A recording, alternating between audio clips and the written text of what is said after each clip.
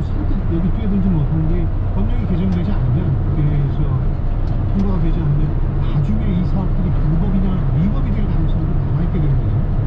그렇죠. 네. 실질적으로는 그렇게 될 수도 있습니다. 네. 다만 네. 제 생각에는 혹시 어떤 발생할 수 있는 사업자들이 피해가 있다면 아마 최소한 꼭 보완될 수 있는 조치가 나올 것이라고 믿고요.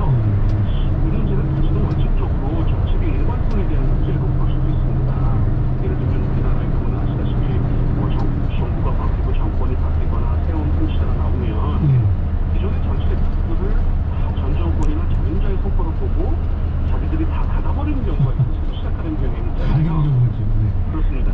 아시다시피 미국이나 선진국들은 이 제도를 정치적 어떤 차이에 관계없이 좋은 정책이라고 확인이 되면 꾸준히 추진되고 있다는 점을 우리가 배워야 싶습니다. 정책의 일관성 문제는 이제 샌드박스의 경우에도 역시 똑같습니다. 네, 근데 뭐 그런 문제가 아니더라도 비판적인 논점들이 좀 있는 것 같아요. 뭐 진정한 혁신이냐, 규제 혁신하자고 사실은 규제 샌드박스는 안 되는데 이런 비판도 있던데 그건 뭐 어떤 시각에서 그런 겁니까? 예, 저희가 지금 이제 확인한 바로는 특히 이제 그 기업하시는 분들에게 이렇게 설문을 조사해보고 의견을 들어보면 지금 이제 또한 이런 비판이 나오고 있는데 사실은 이 규제 방식은 바뀌면서 어느 정도 혁신을 이뤘다고는 하지만 그 안에 있는 이제 행정 절차, 흔히 레드테이프라고 하는 거잖아요. 이 행정 절차가 그대로 남아있는 상황이 계속되는 거예요. 예를 들면 우리는 이제 공무원들이 기본적으로 심사를 하게 되는데 그 심사 기간도 과거의 스타일로 그대로 유지하다 보니까 역시 과도하다는 지적이 있는 거죠. 또 아까 말씀드린 것처럼 우리는 여러 부처가 관여되어 있는 소위 중복 규제가 많아요.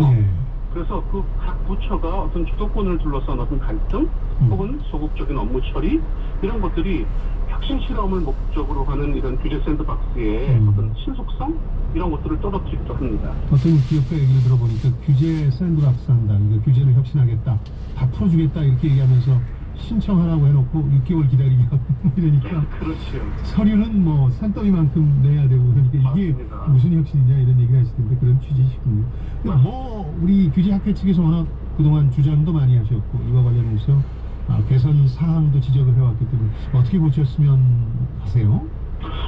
사실 그 규제 샌드박스는 현재의 우리 규제 접근 방식으로는 4차 산업혁명 시대에 적절하게 대응하지 못한다. 이런 일종의 위기의식에서 시작됐습니다.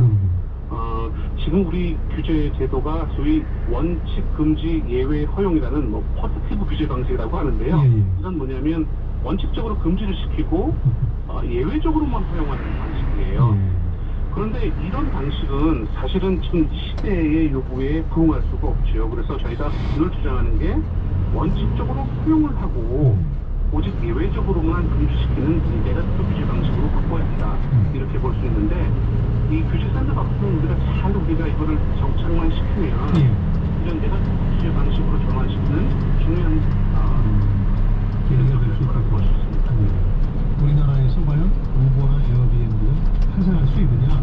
지금까지는 가능하다는 게 이제 중론이었는데 규제 샌드박스가 일종의 실험대가 돼서 가능성을 조금씩 열어보자 이런 거였는데 사실은 영국에서 이게 시작이 됐고 여러 선진국들이 그걸 참고해가면서 자국에 맞는 규제 샌드박스 제도들을 도입하고 있는데 우리가 좀 참고할 만한 좋은 사례 같은 거 없습니까? 네, 아까 시작하신 대로 샌드박스법을 영국에서 이제 출발을 했는데요. 처음에는 사실은 금융 분야 이렇게 작은 분야로부터 시작을 했죠. 그러다가 이게 교통, 환경, 의료 부분 등 아주 다양한 분야에서 추진되고 있습니다. 심지어는 미국 같은 경우에는 연방정부 수준에서뿐만 아니라 각 주별로도 자신들의 환경과 여건에 맞게 제도를 도입하고 있는데요. 여기서 우리가 시작하는 게 뭐냐면 각국의 맥락에 맞게 추진하는 거 이거 굉장히 중요합니다. 그보다 더 중요한 거는 이 샌드박스 제도를 추진하는 과정이 개선해야 된다는 거죠. 예를 들어서 민간 부분에서 샌드박스 제도를 또 다른 규제로 인식한다거나 말씀하신 것처럼 아니면 승인에 대한 필요가 여전히 어마어마하게 많다면 본연의 목적을 시작시키게 되잖아요. 따라서 우리 입장에서 보면 기준을 더 단순화시키고 심의기관도 훨씬 신속하게 해서 결국은 행정 절차를 단순화하는 작업이 동반되어야 이 제도가 열매를 맺을 수 있다고 봅니다. 어떤 제도가 생겨나서 이걸 활용하는 과정에서 보면 원래의 취지는 사라지고 또 다른 이제 레드테이프 번거로운 행정 절차가 되어버리기 십상인데 그걸 고치지 않으면 이 취지가 되살아날 수 없다 이런 지적이신데 전적으로 공감합니다. 자, 김성준 한국규제학회장이었습니다. 고맙습니다. 감사합니다. 이어서 라디오 정보센터 뉴스 듣겠습니다.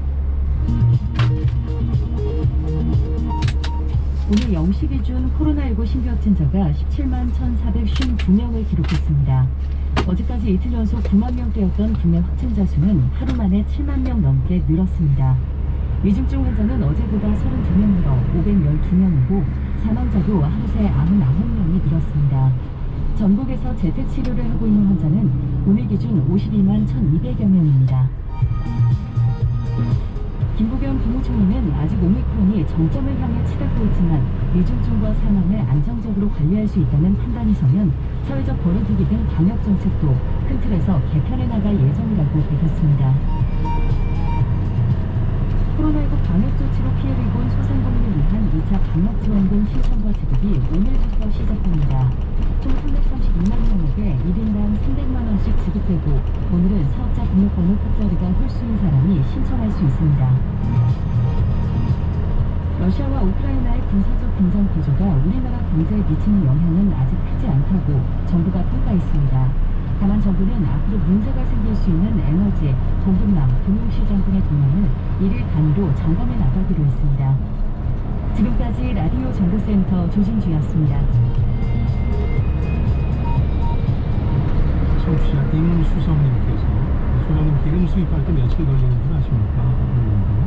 정답을 보내주셨군요. 정답은 오일입니다. 기름이 오일이었어.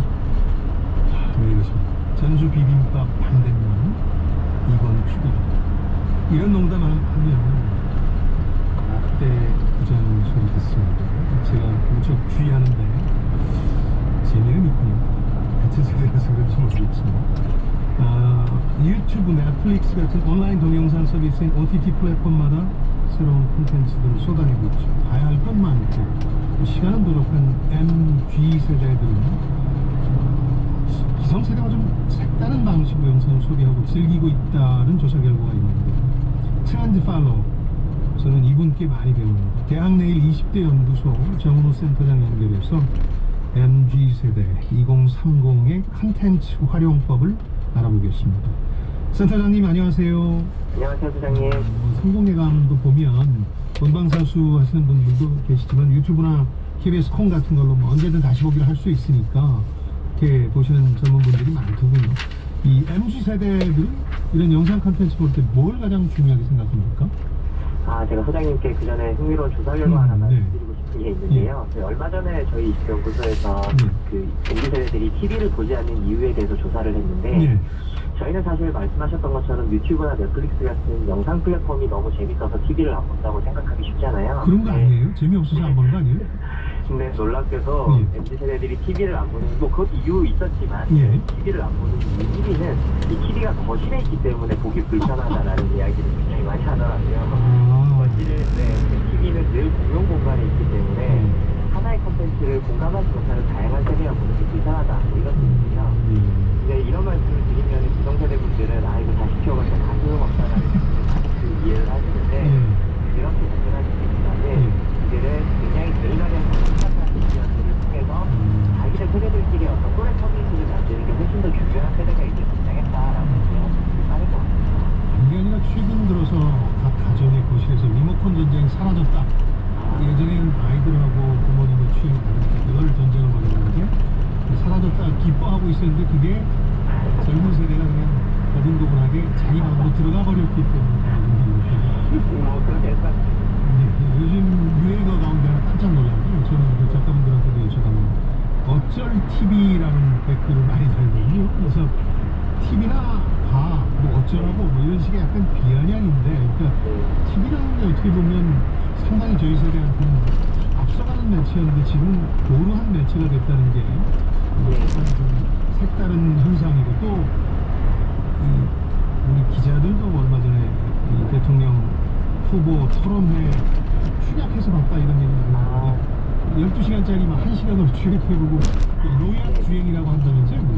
맞습니다. 그 넷플릭스로 시작되는 이제 OTT 서비스가 사실은 이제는 너무 많아졌습니다. 그래서 예전처럼 트렌디한 최근에는 그런 맘카페 같은 커뮤니티에는 명절에 시댁 식구들이랑 같이 넷플릭스 봤다 이런 이야기도 많이 올라올 만큼 넷플릭스가 이제 젊은 사람들만의 플랫폼이 절대 아니거든요. 거기다가 이제 말씀하셨던 웨이브, 티빙, 시즌 같은 플랫폼들도 너무 많이 등장을 해서 다들 자기들이 컨텐츠 왕국이라고 자랑을 하는데 요때 이제 이용자들의 고민이 생기는 것 같아요. 컨텐츠가 너무 많으니까 오히려 고르지 못하는 일종의 공황 상태에 빠지는 거고 여기서 중요한 것은 저희가 지금 공부하고 있는 2030 세대들 중에서 특히 20대 후반부터 30대 중간에 사회생활 굉장히 열심히 하는 친구들 같은 경우에는 예전에 20대 초반에 대해서 자기 통제 시간이 굉장히 줄어들게 되거든요.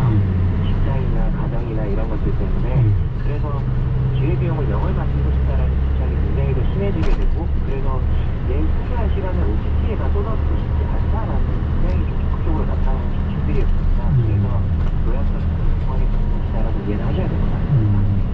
아, 그리고 또 하나 외국 영화 자막을 즐기는 거야 뭐 어쩔 수 없다고 했다겠죠. 왜 국내 영화나 드라마 자막 켜놓고 봅니까? 이게 도움이 됩니까? 그렇죠. 예전에는 그 한글 작품에서 한글 자막을 있었거든요. 사실은 이제 청각장애인들 위해서 배경 처리 차원에서 지원되는 경우가 많았거든요.